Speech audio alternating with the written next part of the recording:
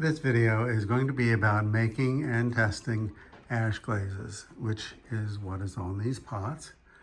And this is the characteristic of ash glazes. They're runny, and they coalesce and they drip down the pot.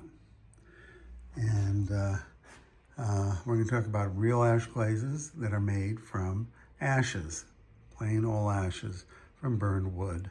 And we're going to talk about fake ash glazes, which are made from my pantry of chemicals and minerals, which I mix up in proportions that simulate the composition of real ash. I have an open call for ashes, and my friends bring them to me. And these are 6 different batches of ash that first I screened dry through a regular screen, like on a screen door. And then what was left, I wet and screened a second time through a 30 mesh screen. So what we have here is ash and water, and you can see there's a lot of variation. So these are kind of gray, and these probably have a lot of charcoal in them. And you know, it's mixed the way they look. And so there were 6 buckets, and I have 6 test tiles here. And you can see how each one of these looked. I happen to like this one the best. And what I did is I painted the ash on with a brush. No, I dipped it. Yeah, I dipped these. It was just, and I scratched them to see how thick it was, because I was looking for a particular thickness. I wanted them all to be fairly uniform so that their behavior would tell me more information. Okay, so that's that little test.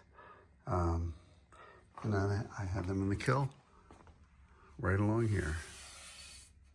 Okay, and then I did another test of fake ash glazes, and I went to John Britt's book on hot fire glazes and looked through the fake ash glazes that he had, and I picked 6 of them, and I wrote down their recipes, and I mixed them up in 100-gram batches, and I ran them through a little screen. This is a very nice little screen I have. I picked up one of it in China, and I put it on top of one of these, and I mix and, use a brush, and I work it through the screen. I go back and forth until it's totally mixed.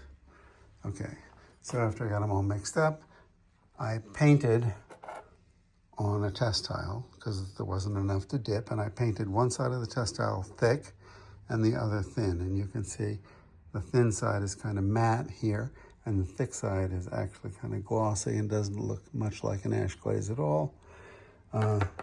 And so here's the whole string of ash glazes that I tested. And the reason I'm testing fake ash glazes is because they will probably be more predictable than the random ashes that I get from other people. So, so for control and consistency in my work, I'm going to try to use more and more fake ash glazes.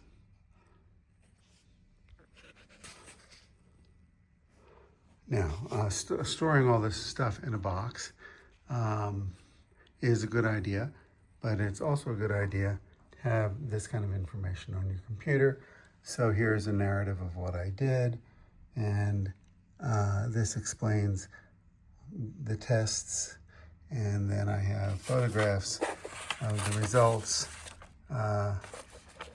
printed out so that I can store all my information a bit more easily.